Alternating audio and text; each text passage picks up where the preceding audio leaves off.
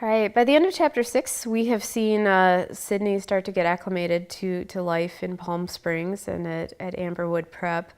And this was fun to write because Sydney, she knows so much. She's probably smarter than me. She knows all these languages and all these things, but she really has no experience with being in a normal high school.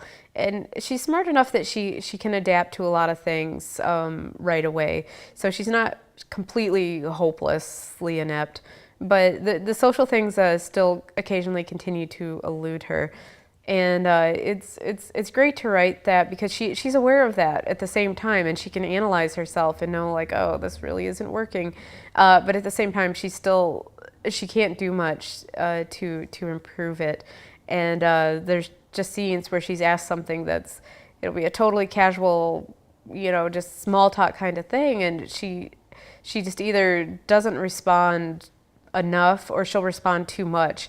She treats it so seriously and so literally that the most offhand comment she will answer with like a practical thesis to try to address that. And so that's kind of it's neat to have a character that is so competent in a lot of ways but struggles in another, because it helps build her as a character and gives us some insight into her. In this section, we get to see a little bit more insight into Eddie. We of course know he's protective and he's strong and he's very capable after seeing sort of his exploits with Rose in the last book. But we start to get a hint of some of, that there might be something else going on here with Eddie. And when you do look at him, he really has gone through a lot.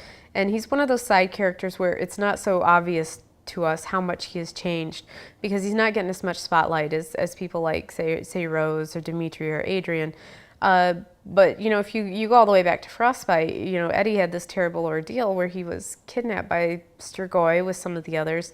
And Eddie was fed upon the whole time, and he kind of lived through that experience in this weird sort of drug-induced state from all the bites. And he walked away with this idea that he had failed somehow, even though there was really nothing he could have done in that situation.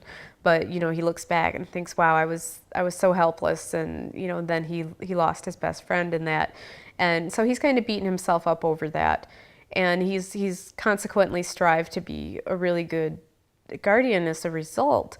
But things still sort of keep happening to him. He's kind of a, in the wrong place at the wrong time kind of person. Things have happened that really don't reflect on his skill, but have just sort of turned out badly, and that's left a mark on him.